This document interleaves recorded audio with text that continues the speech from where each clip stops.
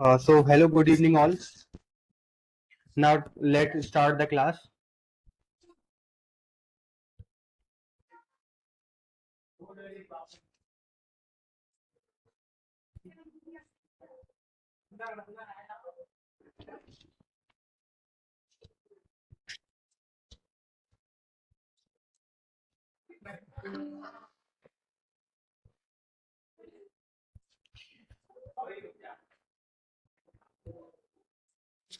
देखो हम लोग ना एल्गोरिदम पढ़ रहे थे, हम लोगों ने एल्गोरिदम देखी थी थोड़ी बहुत कि एल्गोरिदम होती क्या है। अब हम आपको एक और बार बताते हैं एल्गोरिदम होती क्या है आपकी, ठीक है।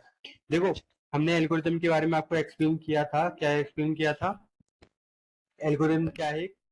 Finite rules of instructions to be followed in calculation और other problem solving operations, right.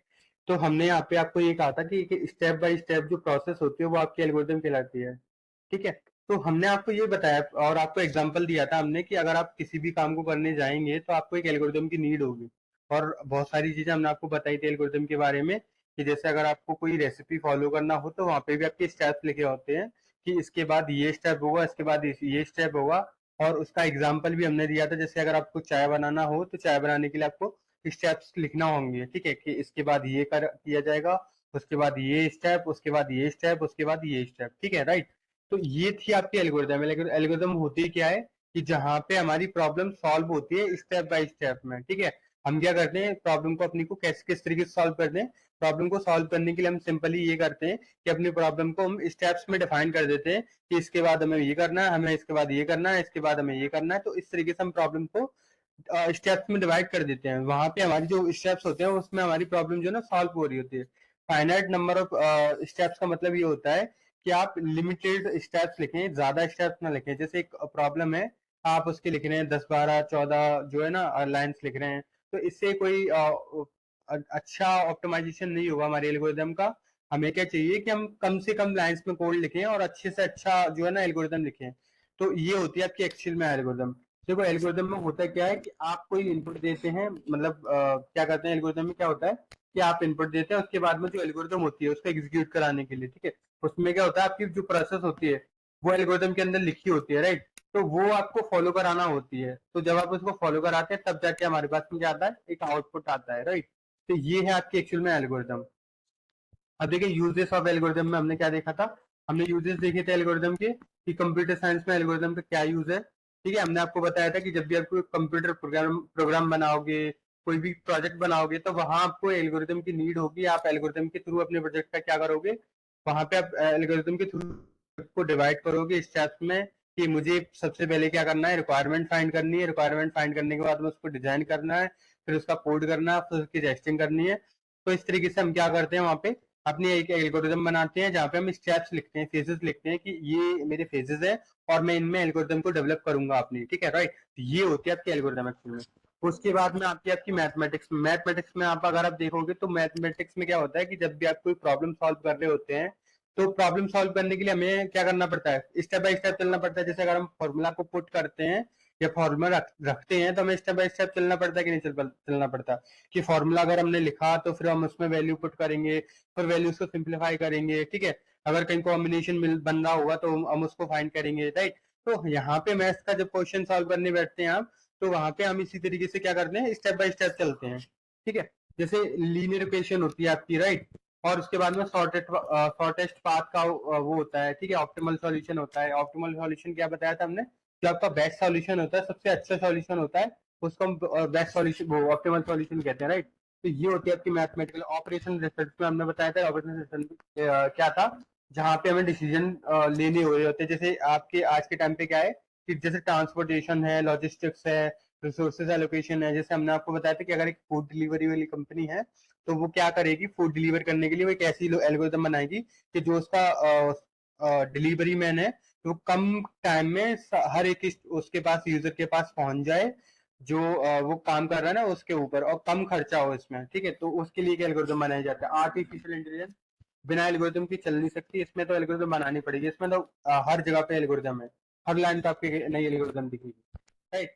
Artificial intelligence और मशीन लर्निंग में आपको एल्गोरिदम देखने को मिलेगी। जब भी आप कोई आर्टिफिशियल इंटेलिजेंस का कोई भी प्रोजेक्ट बनाओगे, कोई भी मशीन बनाओगे, तो आपको क्या करना पड़ेगा, वहां पे एक एल्गोरिदम लिखनी पड़ेगी। एक सबसे अच्छा एग्जांपल देता हूँ मैं आपको कि आपने रोबोट्स देखे ना, रोबोट्स कैसे काम करते हैं। रोबोट्स के अंदर एक एल्गोरिदम बनाई गई होती है कि अगर उसको ये बताया जाए तो वो ये करेगा, तो उसके अंदर पहले से डिफाइन किया हुआ है कि अगर उससे ये कहा जाएगा तो वो ये करेगा। तो एल्गोरिदम काम कर रही होती है इसके पीछे, ठीक है। जो भी वो काम करता है ना रोबोट, वो उसके पीछे एक एल्गोरिदम काम करती है, राइट। अब जैसे नेचुरल लैंग्वेज प्रोसेसिंग है, डिसीजन मेकिंग है आपकी, राइट। तो ये आपकी किस तरीके से होती है, डिसीजन मेकिंग या फिर लैंग्वेज, ये सब आपकी उसके एल्गोरिदम की बिहाफ पे होते हैं। आपकी जैसे एल्गोरिदम होगी उस बिहाफ पे वो डिसीजन लेगा। जो आपकी एनएलपी है वो आपकी डिफाइन होगी। तो ये सब सारी चीजें आपकी एल्गोरिदम पे डिपेंड करती हैं। उसके बाद में आपकी डेटा साइंस। डेटा साइंस क्या होती है आपकी, डेटा साइंस मतलब डेटा को एनालाइज करना। जैसे सपोज करो आपका कॉलेज का पूरा डेटा है और मैं उसको एनालाइज करना चाहता हूँ। जैसे मुझे ये चाहिए कि मैं पाइथन पढ़ा रहा हूँ, तो मुझे उनमें स्टूडेंट्स में से ये फाइंड करना पड़ेगा कि पाइथन के इंटरेस्टेड स्टूडेंट्स कौन हो सकते हैं। जैसे बीएससी वाले स्टूडेंट्स हो सकते हैं जो मैथ्स पढ़ रहे होंगे। हो सकता है बीकॉम वाले भी स्टूडेंट्स जो है ना इंटरेस्टेड हो। क्यों? क्योंकि बीकॉम वाले भी एक वो पढ़ते हैं, ठीक है। तो उनको भी इंटरेस्ट आ सकता है, इंटरेस्ट किसी को भी आ सकता है, लेकिन हमें ये फाइंड करना पड़ेगा कि इंटरेस्टेड पर्सन कौन है जो पाइथन सीखने में, प्रोग्रामिंग सीखने में क्यूरियोसिटी रखते हैं, राइट। तो वो हमें वहां पे डेटा को क्या करना पड़ता है, एनालाइज करना पड़ता है, इसको बोलते हैं। तो इसके पीछे भी एल्गोरिदम काम करती है। हर जगह पे एल्गोरिदम है, आप बिना एल्गोरिदम के कोई भी काम नहीं कर सकते। जैसे मैंने आपको एग्जांपल दिया था कि आपका मॉर्निंग रूटीन से लेकर इवनिंग रूटीन तक हर जगह पे एल्गोरिदम लगी होगी। जैसे हम मॉर्निंग में सुबह उठते हैं, ब्रश करते हैं, फ्रेश होने जाते हैं, बाथिंग के लिए जाते हैं, ब्रेकफास्ट करते हैं, फिर लंच करते हैं। तो वो सारा आपका क्या है, एक प्रोसेस चल रही होती है। और वही आपकी प्रोसेस, यही एल्गोरिदम होती है। स्टेप बाय स्टेप हाँ आप हर काम को कर रहे होते हैं, वही यहाँ पे सेम चीज हो रही होती है कि आप यहाँ पे स्टेप बाय स्टेप हर चीज को कर रहे होते हैं, राइट। तो ये आपकी एल्गोरिदम होती है। समझ में आ रहा है एल्गोरिदम क्या होती है? समझ में आ रहा है आप लोगों को एल्गोरिदम क्या होती है?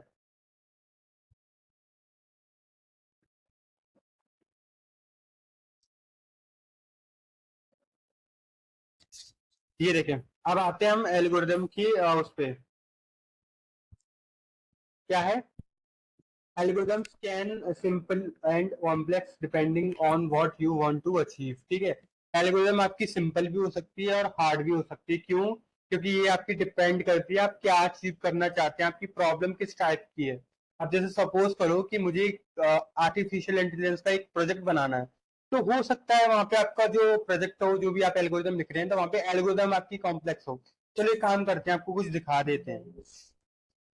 आपको कुछ दिखा देते हैं, दिखाएं। एल्गोरिदम ऑफ ए स्टार, ठीक है। देखो, ये एक आर्टिफिशियल इंटेलिजेंस की एक अप्रोच है जहां पे हम एल्गोरिदम देखने वाले हैं। ये आपकी एल्गोरिदम है, ठीक है। कितनी बड़ी है देखो, इनिशियलाइज द लिस्ट और उसके बाद में ये सब है। ये आपकी एल्गोरिदम है किसकी? ए स्टार की। ए स्टार क्या होता है, जहां पे हम बेस्ट सॉल्यूशन फाइंड कर रहे होते हैं, ठीक है। ये है आपकी एल्गोरिदम। तो इसी चीज को हम फाइंड करने के लिए एल्गोरिदम लिख रहे हैं, और उसके बाद में उसने क्या लिखा है, कोड भी लिखा है। अब देखो एल्गोरिदम देखो, कोड देखो, कोड कितना बड़ा लिखा है इसमें, कितना बड़ा कोड लिखा है इसमें। एल्गोरिदम देखो, एल्गोरिदम से क्या होता है, हमें स्टेप्स पता चलते हैं कि हमें करना क्या है। उसके बाद में फिर जो कोड होता है वो स्टेप्स पे डिपेंड होता है। जैसे अगर आप यहाँ देख पा रहे होंगे एल्गोरिदम में, तो सबसे पहले क्या लिखा है उसमें, initialise the open list. Initialise the open list का मतलब क्या है, यहाँ पे क्या किया उसने कि एक लिस्ट को इनिशियलाइज किया है।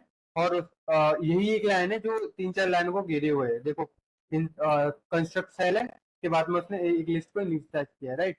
तो यहाँ पे जो एल्गोरिदम होती है आपकी, वो एक ऐसे मान लें जैसे की पॉइंट्स होते हैं ना, हम की पॉइंट्स लिखते हैं, उस तरीके से की पॉइंट्स लिखे जाते हैं एल्गोरिदम के अंदर। उसके बाद में देखो क्या लिखा है, initialise the close list, put the starting node of the open list, ठीक है। इस तरीके से while the open list is empty, find the node, ठीक है। ये इस तरीके से pop up Q of open list, ये आपको समझ नहीं आएगी क्योंकि ये एल्गोरिदम है आर्टिफिशियल इंटेलिजेंस की, और आप लोग अभी इतने एडवांस नहीं है कि आपको ये एल्गोरिदम समझ, हमारे खुद के समझ नहीं आते अभी कुछ। तो आप लोगों को समझ में आएगी, ठीक है। तो आपकी एल्गोरिदम कैसी भी हो सकती है, कॉम्प्लेक्स भी हो सकती है और सिंपल भी हो सकती है, लेकिन डिपेंड करता है कि आप क्या अचीव करना चाहते हैं। जैसे यहाँ पे एग्जाम्पल दिया गया है, एग्जाम्पल क्या दिया गया है, to cook a new recipe, ठीक है।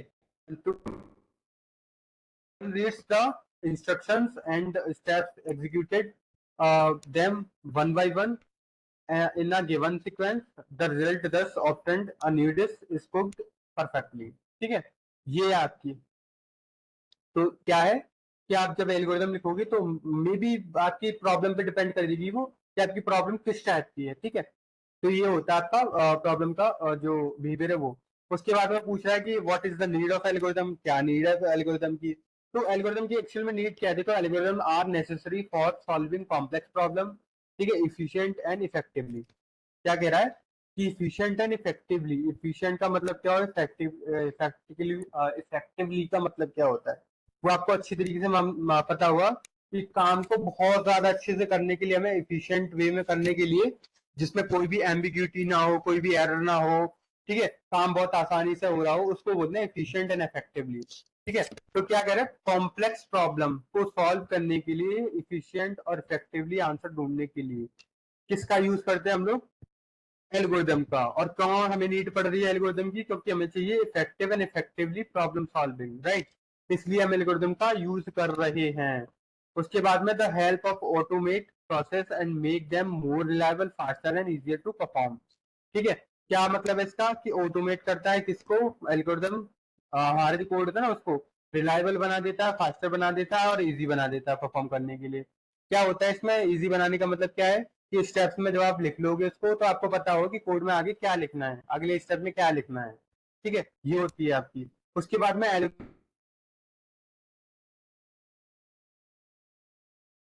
डिफिकल्ट और इम्पॉसिबल फॉर ह्यूमंस टू, जो काम ह्यूमंस मैनुअली नहीं कर सकते वो और काम स्टार्ट करना शुरू करें। अब जब भी आप कोई प्रॉब्लम फंस जाए तो आप मेक श्योर आप एक एल्गोरिदम बनाने की कोशिश करें। ठीक है, आप एल्गोरिदम बनाओगे उसके स्टेप्स होंगे कि इसके बाद मैं ये करूंगा, इसके बाद मैं ये करूंगा। अच्छा, मैं एक एग्जांपल देता हूँ आपको कि आप जैसे सपोज करो आप कंपटीशन की प्रिपरेशन करने जाएं, आईएएस की, ठीक है, यूपीएससी आईएएस की, तो आप सबसे पहले क्या बनेंगे, आप सबसे पहले क्या करेंगे, क्या कि आप सबसे पहले ये करेंगे कि आप उसके एल्गोरिदम लिखेंगे। एल्गोरिदम का मतलब क्या है कि आप सबसे पहले सिलेबस को फाइंड करेंगे, सिलेबस क्या है इसका, मुझे क्या क्या पढ़ना है इसमें। मैं क्या करूंगा इसमें ये फाइंड करूंगा कि चलो पहले सिलेबस फाइंड करते हैं, सिलेबस को डिफाइन करते हैं, सिलेबस को एनालाइज कर देंगे, सिलेबस है क्या एक्चुअल में।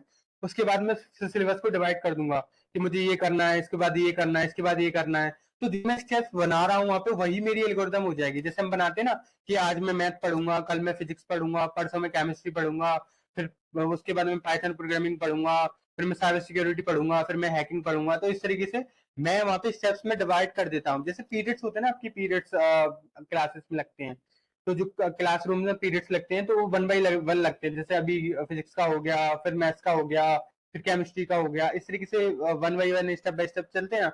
क्यों चलते हैं वो, क्योंकि आपको समझ में आता रहे। अब अगर अब ये हो कि अभी फिजिक्स का लग रहा है, फिर उसके बाद में मैथ्स का लगेगा, या फिर उसके बाद में फिर केमिस्ट्री का लगने लगा, तो ये इस तरीके से नहीं होता, वहां पे step by step process follow होती है। इसीलिए हम एल्गोरिदम का यूज करते हैं, राइट। उसके बाद में they are used in various field such as mathematics, computer science, engineering and finance. ठीक है, others optimize process and data, analyze data, make prediction and provide solution to the problem. अब देखो क्या है, computer science, engineering, finance and many other optimize process, analyze data, make predictions, ठीक है, and provide solution to the problem. क्या कहा इसने, कहा ये कि फाइनेंस का जो फील्ड है, कंप्यूटर साइंस का जो फील्ड है, और जो ऑप्टिमाइज फील्ड है ना, अब जैसे ऑप्टिमाइज फील्ड का मतलब क्या है कि जैसे आप सपोज करो जो आपकी स्टॉक मार्केट है वो चलती है, जहाँ पे हर सेकंड का आपको हिसाब रखना होता है। अगर आपकी एल्गोरिदम ऐसी हो कि वो डेटा अभी करंट का डेटा 1 घंटे बाद दिखाए, ठीक है। अब आपको पता है स्टॉक मार्केट में एक होती है ट्रेडिंग, ठीक है, ट्रेडिंग में क्या होता है कि वहां पे सेकंड्स का खेल होता है। अगर आपने सेकंड्स को पहचान लिया कि कब मुझे सेल करना है, कब मुझे बाय करना है, तो आप उसमें अच्छा प्रॉफिट कमा पाते हैं। लेकिन अगर यही मैं कहूँ कि मेरी एल्गोरिथम ऐसी है कि मुझे 1 घंटे बाद पता चलेगा कि अच्छा मतलब प्रॉफिट कब होना है, कब लॉस होना है, और उसमें भी अभी मैं परचेस कर रहा हूँ, हो सकता है 1 घंटे बाद ऐसे वो हो कि उसमें लॉस हो जाए, तो मुझे पता नहीं। लेकिन आज के टाइम पे जो एल्गोरिथम आप देखोगे, जो भी आप स्टॉक मार्केट देखोगे, जहाँ पे क्या होता है सेकंड्स के अंदर डेटा चेंज होता है, सेकंड्स के अंदर। तो वही चीज यहाँ पे प्रिडिक्शन से और क्या है ऑप्टिमाइज प्रोसेस से, ठीक है, प्रोवाइड बेस्ट सॉल्यूशन, जो गुड सॉल्यूशन होता है उनके लिए, राइट। ये आपके एल्गोरिथम इसीलिए जरूरत पड़ती है हमें एल्गोरिथम की। आप एल्गोरिथम बनाओ, आराम से बनाओ, जरूरी नहीं है कि कंप्यूटर साइंस आप पढ़ रहे हैं तो कंप्यूटर साइंस में ही आप एल्गोरिथम बनाओ। एल्गोरिथम का मतलब ये नहीं होता है बिल्कुल भी कि कंप्यूटर साइंस के अंदर ही एल्गोरिथम चाहिए। आप अपनी लाइफ के लिए एल्गोरिथम बनाएं, आप अपने हर काम के लिए एल्गोरिथम बनाएं, कोई फर्क नहीं पड़ता है, एल्गोरिदम सब चीज के लिए, हर फील्ड के लिए एल्गोरिदम है, मैथ्स के लिए, फिजिक्स के लिए, कंप्यूटर साइंस के लिए, मैकेनिकल इंजीनियरिंग के लिए, सिविल के लिए, सबके लिए एल्गोरिदम होती है, सबके लिए। अब देखिए कैरेक्टरिस्टिक्स क्या होते हैं एक एल्गोरिदम की। कैरेक्टरिस्टिक्स का मतलब क्या होता है, जैसे एक हमारा बिहेवियर होता है ना, हमारे बिहेवियर होते हैं, जैसे हम बहुत फ्रेंडली बिहेवियर रहते हैं, हम बहुत स्ट्रिक्ट रहते हैं, हम बहुत काम नेचर रहते हैं, तो ऐसे ही एक एल्गोरिदम का कैरेक्टर होता है जो आपको ये डिफाइन करता है कि एल्गोरिदम कैसी है, ठीक है।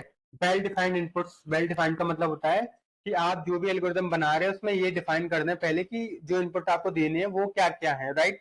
जैसे आप सपोज करो आप एक रेसिपी बना रहे हैं और रेसिपी में आपने अगर स्पाइसेस ही मतलब मसाले ही ऐड नहीं किए इनपुट्स में, तो क्या आप अच्छी रेसिपी बना पाएंगे? बिल्कुल नहीं, कभी नहीं, ना बन पाएगी। ठीक है, तो यहाँ पे वेल डिफाइन आपको इनपुट बताने पड़ेंगे कि आप कौन कौन से, अगर रेसिपी बना रहे हैं तो आप कौन कौन से उसमें इंग्रेडिएंट्स ले रहे हैं, राइट। तो आपको क्लियरली बताने पड़ेंगे कि आप कौन कौन से इंग्रेडिएंट्स ले रहे हैं, ठीक है। Clear and unambiguous, clear and ambiguous का मतलब क्या है, जो उसके स्टेप्स है ना वो आपकी क्लियर होनी चाहिए। कि अगर मैंने सपोज करो मैंने कहा कि पतीला लो और पतीली के अंदर पानी डालो, ठीक है, उसके बाद में मसाले डालो या फिर तेल डालो, जो भी है, ठीक है। अगर मैं ये कर दूं कि नहीं, आप एक पतीला लो उसमें मसाले डालो तब जाके तेल डालो, तो ये कौन सा तरीका हुआ? तो वहां पे क्लियर एंड अम्बिगियस होना चाहिए, मतलब जो यूजर है उसको समझ में आना चाहिए कि आपने स्टेप्स क्या लिखे हैं उसमें। एल्गोरिथम का मतलब ये होता है कि यूजर को समझ में आना चाहिए। अगर मैं कल की अपनी खुद की एल्गोरिथम आपको लिखी दूं और आप उसको समझें, तो आपको समझ में आना चाहिए कि एल्गोरिथम मैंने क्या लिखी थी, वो आपको समझ में आना चाहिए, तभी वो एल्गोरिथम है। इसलिए इसलिए उसको बोलते हैं हम कि क्लियर एंड अनएम्बिगियस एल्गोरिथम होना चाहिए, तभी एक एल्गोरिथम होती है वो, वरना वो एल्गोरिथम नहीं होगी। उसके बाद में लैंग्वेज इंडिपेंडेंट होनी चाहिए। लैंग्वेज इंडिपेंडेंट का मतलब क्या होता है कि ये ऐसा नहीं है कि बिल्कुल कि मैं इंग्लिश में ये एल्गोरिथम लिखूं, मैं उसमें ये एल्गोरिथम लिखूं, हिंदी में एल्गोरिदम लिखूं, उर्दू में एल्गोरिदम लिखूं, या अरबी में, तो इसमें लैंग्वेज इंडिपेंडेंट होती है। आपको जैसा मन है, चाहे आप हिंदी में लिखें, इंग्लिश में लिखें, उर्दू में लिखें, तमिल में लिखें, कोई मैटर नहीं करता, आपकी मर्जी है, आप जिस लैंग्वेज में लिखना चाहें आप उस लैंग्वेज में लिखें। यहाँ एल्गोरिदम का कोई भी ऐसा वो नहीं है कि आपको इंग्लिश में ही लिखनी पड़ेगी, नहीं नहीं, ऐसा कुछ नहीं है। आप हिंदी में लिखना चाहें बिल्कुल लिख सकते हैं, कोई प्रॉब्लम नहीं है, राइट। फीजेबल, फीजेबल का मतलब क्या होता है, आपकी एल्गोरिदम जो है ना बहुत बेटर होनी चाहिए, बेटर काम करना चाहिए उसमें।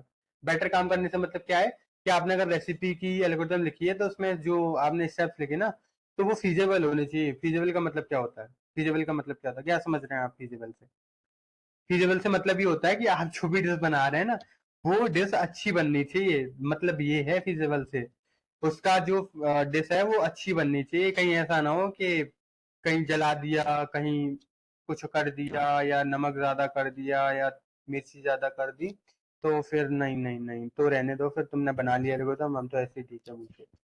फाइनाइटनेस होनी चाहिए। फाइनाइटनेस का मतलब क्या होता है, फाइनाइटनेस का सिंपल मतलब ये होता है कि आपकी एल्गोरिदम में स्टेप्स जो है ना लिमिटेड होनी चाहिए। स्टेप्स आप ऐसा ना करें कि आपको एल्गोरिदम लिखिए चाय लिखने की, आप उसमें 50 स्टेप्स लिखे जा रहे हैं। पहले पतीली लो, उसको धो, ब्रश से धो, पानी से धो, फिर टॉटी चलाओ, फिर ये करो, फिर वो करो, नहीं नहीं, ऐसा कुछ नहीं करना है। आपको फाइनाइट सेट लिखने हैं उसमें, जितना यूजर को सब पता है। यूजर अगर पतीली लेगा तो उसको गैस पे चढ़ाएगा, उसको पता है। अगर यूजर पतीली ले रहा है तो उसमें पानी या फिर दूध जरूर डालेगा, उसमें पत्ती जरूर डालेगा, उसमें स्टेप्स में लिखा होगा। अब उसको ये मत बताओ कि नहीं सर जी आप एक काम करो, पहले पतीली लो, उसको कांटी चलाओ, फिर उसको पानी से भिगाओ, फिर जूने से रगड़ो उसको, मतलब ब्रश करो उसको, जो भी साफ करने की वाली जो होती है ना, वो उससे ब्रश वो करो, उसको ब्रश करो, उसके बाद फिर पानी डालो। तो ये नहीं करना है। अगर वो पतीली ले भी रहा है तो उसको ये पता होना चाहिए कि पतीली साफ सुथरी अच्छी और उसके लायक होनी चाहिए, खाने योग्य, ठीक है। तो वो पतीली लेनी है, ऐसा नहीं लेना कि कहीं कबाड़ी से उठा के पतीली ले आए और उसको यूज करने बैठ जाए, ना ना, ऐसा कुछ नहीं, इतना तो कॉमन सेंस होता है सबके अंदर। अब आते हैं well defined input outputs. Well defined outputs का मतलब क्या है कि आप जो भी काम कर रहे हैं एल्गोरिदम के थ्रू, वो उसका आउटपुट एकदम अच्छा आना चाहिए, फैंटास्टिक आना चाहिए, तभी वो एल्गोरिदम अच्छी होगी आपकी।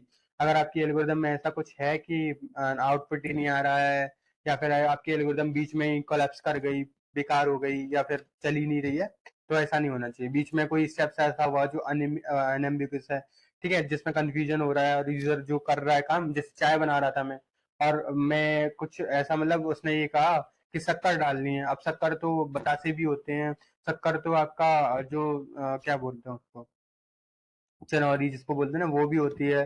शक्कर तो आपकी बूरा भी होता है। अब उसने शक्कर बोला तो शक्कर डालने के लिए मैं ये कंफ्यूज छोड़ना होगा शक्कर कौन सी होती है।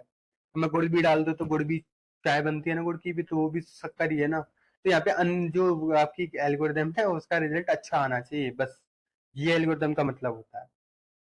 वही चीजें हमने जो बताई आपको कि क्लियर एंड अनएम्बिगुअस होना चाहिए, ठीक है। Each and every step clear and all the aspects, ठीक है। उसके बाद में इनपुट जो है ना उतनी ही होनी चाहिए जितना बताया गया है, जितने भी आप इंग्रेडिएंट्स ले रहे हैं वो।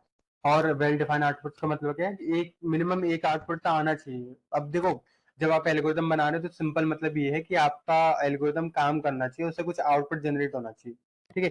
ये ऑल अबाउट द क्या है, एक एल्गोरिदम के बारे में, ठीक है। देखो अब कुछ स्टेप्स हैं, जैसे डिफाइनाइटनेस, फाइनाइटनेस, इफेक्टिवनेस, ठीक है। ये एल्गोरिदम की मेन कैरेक्टरिस्टिक्स है। क्या है डिफाइनाइट का मतलब कि all the instructions in algorithm must be unambiguous, precise and easily to interpreted by the referring to any of the instruction in algorithm. One can clearly understand what is to be done, ठीक है। जो भी आप काम कर रहे हैं वो अनएम्बिगस होना चाहिए एल्गोरिदम के अंदर, प्रीसाइज होना चाहिए और इजी टू इंटरप्रेट होना चाहिए। मतलब यूजर को आसानी से समझ में आना चाहिए कि क्या है ये एक्चुअल में। अगर मैं चाय बनाने के एल्गोरिदम लिखा है, अब सपोज करो देखो, कुछ डिशेस ऐसी होती हैं जहाँ पे हम ना सेम से समझते हैं। जैसे पहले मेरे को कंफ्यूजन होता था कि मैं कढ़ाई पनीर में और मटर पनीर में डिफरेंस नहीं समझ पाता था। मुझे एक्चुअल में नहीं पता था, मुझे ऐसा लगता था सेम होते हैं, मुझे नहीं पता था। तो यहाँ पे जब भी आप कोई एल्गोरिदम लिख रहे हैं तो आपकी जो एल्गोरिदम है ना वो प्रीसाइज होना चाहिए, इजी टू इंटरप्रेट होना चाहिए, समझ में आना चाहिए कि आप कर क्या रहे हैं एक्चुअल में। तो ये चीज है। फाइनाइटनेस का मतलब क्या है, जैसे मैंने आपको बताया कि उसमें ना लिमिटेड स्टेप्स होने चाहिए। आप जो भी स्टेप्स लिख रहे हैं उसमें, तो आपकी जो स्टेप्स है ना वो लिमिटेड होनी चाहिए, तभी मजा आएगा उसमें। अगर आप एक एल्गोरिदम बनाने के लिए 50 स्टेप लिखे जा रहे हैं तो वो काम नहीं आने वाला है वहां पे। फिर आपकी उसकी एल्गोरिदम की कॉम्प्लेक्सिटी है वो बढ़ जाएगी, राइट। तो वो चीज नहीं होनी चाहिए। उसके बाद में इफेक्टिवनेस होनी चाहिए एल्गोरिदम के अंदर। इफेक्टिवनेस का मतलब क्या है कि जो आप एल्गोरिदम बना रहे हैं, ठीक है, वो क्या होनी चाहिए, इफेक्टिव होनी चाहिए। मतलब जो आउटपुट आना है अच्छी तरीके से वो आना चाहिए। आप जैसे मैथ्स की प्रॉब्लम सॉल्व कर रहे हैं तो मैथ्स की प्रॉब्लम सॉल्व तो हो रही है आपकी, लेकिन आपका जो इफेक्टिवनेस है मैथ्स के अंदर, अब कोई ये आपसे ये कहे कि आप ये इसकी जगह पे ये कर लेते तो ये अच्छा नहीं होता। अगर आप ये इसकी जगह पे ये पेयर बना लेते तो ये अच्छा नहीं होता। अगर आप इस डेरिवेशन की जगह पे ये वाला फॉर्मूला यूज कर लेते तो आपका और शॉर्टेज हो जाता डेरिवेशन। तो यहाँ पे इफेक्टिवनेस होनी चाहिए हर चीज की एल्गोरिदम में, ठीक है। प्रॉपर्टीज ऑफ एल्गोरिथम की बात करें तो it should be determined after the finite time, ठीक है। प्रोड्यूस्ड एटलीस्ट वन आउटपुट, एक आउटपुट तो जरूरी है प्रोड्यूस करना। और उसके बाद में इट शुड टेक जीरो और मोर इनपुट, ठीक है। जीरो इनपुट भी हो सकता है और मोर इनपुट भी हो सकते हैं। उसके बाद में every step in algorithm must be effective, every step should be do some work, ठीक है। कोई ना कोई स्टेप है ना वो काम करेगा ही करेगा। आप लाइन खाली छोड़ देंगे तो आपके एल्गोरिदम का हिस्सा नहीं है बिल्कुल भी। आपकी हर लाइन एक नई चीज को डिफाइन कर रही होगी एल्गोरिदम में, ठीक है। करते हैं, लेकिन टाइप्स ऑफ एल्गोरिदम पढ़ने से पहले मुझे ये बताओ कि एल्गोरिदम का कुछ कुछ पल्ले पड़ रहा है नहीं।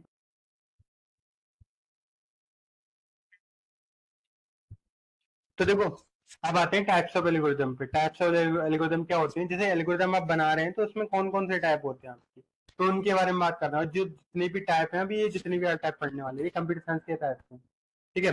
क्या होता है, सबसे पहले तो ब्रूट फोर्स। ब्रूट फोर्स क्या होता है, ब्रूट फोर्स का मतलब होता है कि it is the simplest approach to a problem. Brute force algorithm is the first approach that comes to finding when we see a problem, ठीक है। क्या होती है ब्रूट फोर्स, क्या होती है ब्रूट फोर्स, कि जब भी हम कोई प्रॉब्लम देखते हैं तो जो भी फर्स्ट अप्रोच हमारे दिमाग में आती है ना, फर्स्ट जो आइडिया आता है उसको हम ब्रूट फोर्स बोलते हैं। देखो कितना सिंपल है, जो फर्स्ट आइडिया आता है उसको हम ब्रूट फोर्स बोल देते हैं। यही ब्रूट फोर्स है, खत्म। उसके बाद में आती है रिकर्सिव। रिकर्सिव का मतलब क्या है कि recursive is a based on recursion, ठीक है।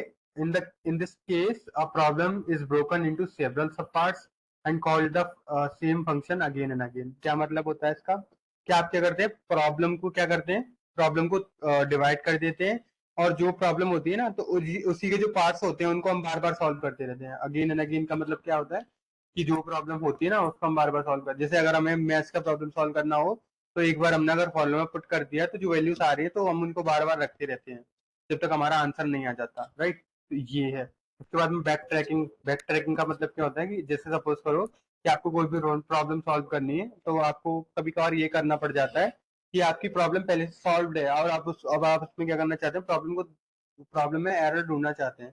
तो कभी कभार क्या होता है कि हो सकता है कि आपके एल्गोरिदम में शुरुआत में ही पता चल जाए कि आपके एल्गोरिदम में शुरुआत में ही कोई एरर है, आपका जो भी काम है, जो भी आपने प्रोजेक्ट बनाया है, उसमें शुरुआत में ही आपको एल्गोरिदम में ये पता चल जाए। लेकिन सिंपल तरीके से अगर ये कहना कि बैक ट्रैकिंग क्या होता है, बैक ट्रैकिंग का मतलब ये होता है कि एक बार रीचेक करना, जो भी आपने एल्गोरिदम बनाई है उसको रीचेक करना कि हमारी एल्गोरिदम में कोई भी दिक्कत तो नहीं है। बैक ट्रैकिंग करते हैं उसकी। बैक ट्रैकिंग का मतलब होता है कि रीचेक करना एक बार। देखो, searching among the all possible solution, ठीक है। सर्चिंग एल्गोरिदम क्या होती है? सर्चिंग एल्गोरिदम क्या होती है? जैसे सपोज करो आप इंटरनेट पे कुछ भी सर्च करते हैं तो आपको वहां पे एक सर्च बार दिया जाता है। जैसे गूगल पे आप कुछ भी सर्च करते हैं ना, तो वहां पे क्या होता है, गूगल आपसे इनपुट लेता है, उसको सर्च करके बताता है। तो यहाँ पे सर्चिंग एल्गोरिदम लगाई जाते हैं। सर्चिंग एल्गोरिदम क्या करती है, आपकी जो आपका गिवन इनपुट है ना, उसको वो क्या करने की कोशिश करती है, इंटरप्रिटेट करने की कोशिश करते हैं। इंटरप्रेट कैसे करते हैं? या तो उसको अंपेयर करवाएंगी, जो डेटा उसके पास पड़ा हुआ है उससे कंपेयर करवाएंगे, या उसको फाइंड करने की कोशिश करेंगे कि ये इसके इक्वल है कि नहीं है, तो वो करने की कोशिश करेंगे। तो उसको सर्चिंग एल्गोरिथम कहते हैं। किसी भी चीज को सर्च करना, जैसे हम अपना रोल नंबर सर्च करते हैं तो हमारी डिटेल निकल आती है, ठीक है। अगर हम कंपटीशन का फॉर्म भरते हैं तो हमें एक रजिस्ट्रेशन नंबर मिलता है, एक रोल नंबर मिलता है, तो वो चीज हमें फाइंड करने को मिलती है, ठीक है। तो ये आपकी सर्चिंग एल्गोरिथम है। सर्चिंग एल्गोरिथम बहुत टाइप की होती है, वो बताते हैं आपको सर्चिंग एल्गोरिथम कौन कौन सी होती है, ठीक है। उसके बाद में सॉर्टिंग एल्गोरिथम होता है। सॉर्टिंग का मतलब होता है कि जैसे सपोज करो आपके पास में जैसे आपने देखा ना, असेंडिंग ऑर्डर में नंबर्स को लगाना, डिसेंडिंग ऑर्डर में नंबर्स को लगाना, ठीक है। ये आपकी सॉर्टिंग एल्गोरिथम होती है। आपको कभी कभी ऐसा होता है कि हमें क्या करना पड़ता है कि नंबर्स को असेंडिंग और डिसेंडिंग ऑर्डर में लगाना पड़ता है। जैसे आप अगर आपने एक्सेल देखी हो तो हम एक्सेल में एक फिल्टर लगाते हैं कि हमें ये नंबर असेंडिंग ऑर्डर में चाहिए, डिसेंडिंग ऑर्डर में चाहिए। तो फिल्टर कैसे काम करता है, वहां उसके पीछे एक एल्गोरिथम लिखी होती है जहाँ पे हम ये फाइंड कर लेते हैं कि हम डेटा किस टाइप से चाह रहे हैं, असेंडिंग ऑर्डर है या डिसेंडिंग ऑर्डर, राइट। तो वो चीज है। उसके बाद में हैजिंग प्रॉब्लम आती है, ठीक है। हैजिंग एल्गोरिथम आती है। हैजिंग का मतलब क्या होता है कि सिमिलर टू सर्चिंग एल्गोरिथम होती है, but they contain an index with a key ID, ठीक है। Hashing a key is assigned to specific data.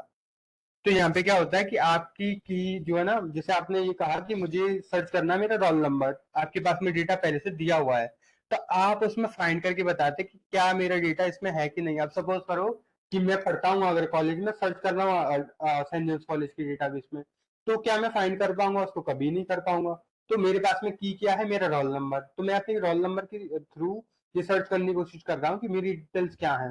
लेकिन यहाँ पे देखने वाली बात यह है कि आप किस डेटाबेस में सर्च कर रहे हैं।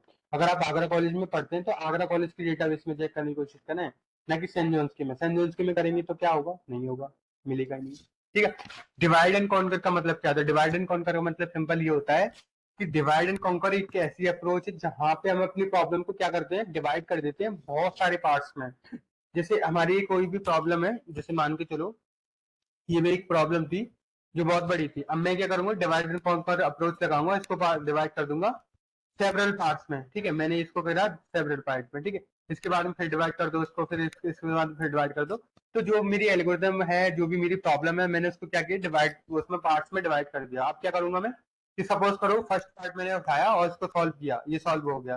फिर मैंने इसको सॉल्व किया, तो इससे क्या हुआ, मेरा काम इजी हो जाएगा। फिर मेरे को प्रॉब्लम जो है ना बड़ी नहीं लगेगी। जैसे हम बोलते हैं ना, स्टेप छोटे छोटे लो लेकिन लो। तो छोटे छोटे स्टेप लेने से क्या है कि हमने अपनी जो प्रॉब्लम है उसको छोटे छोटे स्टेप्स में डिवाइड कर दिया, और धीरे धीरे हम हर स्टेप को क्या करेंगे, हर स्टेप को सॉल्व करेंगे, और क्या करेंगे, सॉल्व करते जाएंगे, और हमारी जो प्रॉब्लम है सॉल्व होती जाएगी, एक आंसर मिलता जाएगा हमें। ग्रीडी एल्गोरिदम का मतलब क्या होता है?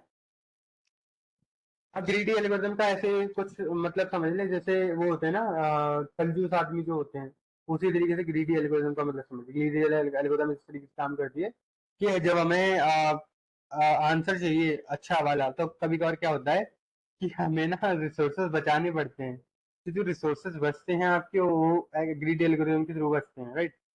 तो ग्रीडी एल्गोरिदम में होता क्या है कि यहाँ पे ऐसे समझ ले, जैसे चालाकी दिखाना ना, चालाकी दिखाते हैं। उसी तरीके से ग्रीडी ग्रीडी का मतलब ये होता है, ग्रीडी का मतलब क्या होता है, चालाकी।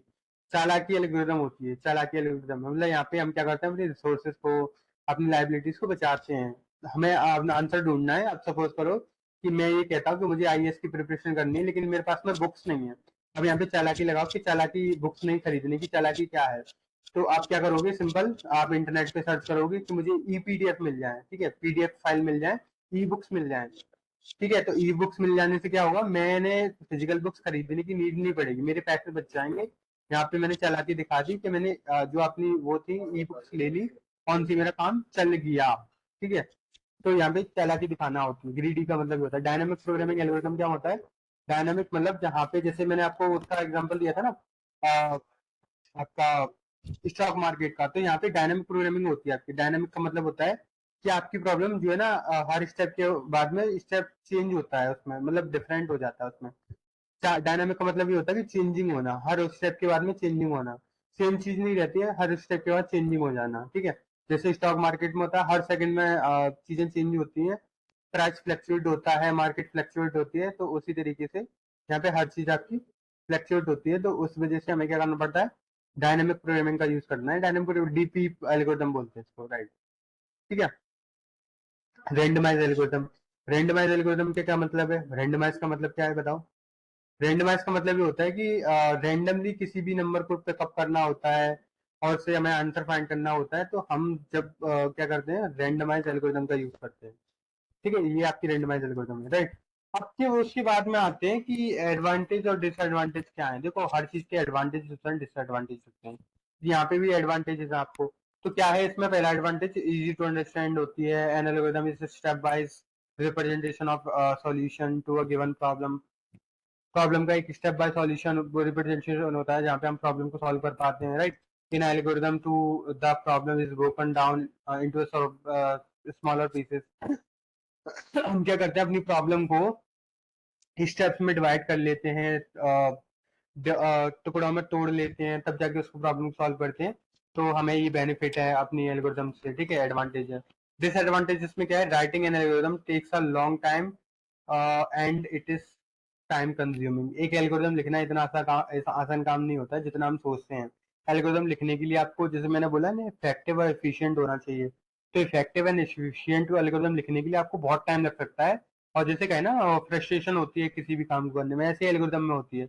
तो जो एक कंप्यूटर साइंस का स्टूडेंट है ना, वो जब एल्गोरिदम लिखता है तो वो बहुत टाइम लेता है एक एल्गोरिदम को लिखने में, ठीक है। वहां पे उसको यही फाइंड करना होता है कि इफेक्टिव कैसे बनाया जाए इसको। अगला है understanding complex logic through algorithm can be very difficult. क्या होता है कभी कभी कि जैसे अभी मैंने आपको एआई की एल्गोरिदम दिखाई थी, तो वो बहुत टफ थी। क्यों थी, क्योंकि उसमें कॉम्प्लेक्स लॉजिक लिखे हुए हैं सीधे सीधे। अब कॉम्प्लेक्स लॉजिक लिख रहे हैं तो इसको आसानी से समझने वाले हैं नहीं हम। तो उसको समझने के लिए हमें थोड़ा सा ब्रेन भी लगाना पड़ेगा, अपनी इंटेलिजेंस लगानी पड़ेगी। तो इसी वजह से हम क्या करते हैं, एल्गोरिदम एक डिसएडवांटेजेस है कि जो आपकी कॉम्प्लेक्स प्रॉब्लम होती हैं, कॉम्प्लेक्स लॉजिक होते हैं, उनका थोड़ा सा इशू रहता है कि वो आ नहीं पाते। अब जैसे मान के चलो, आप एल्गोरिदम लिख रहे हैं, तो एल्गोरिदम में आपको मैथ का फॉर्मूला फॉर्मूला लिखना पड़ेगा। अब उसको समझने के लिए आपको थोड़ा दिमाग लगाना पड़ेगा, राइट।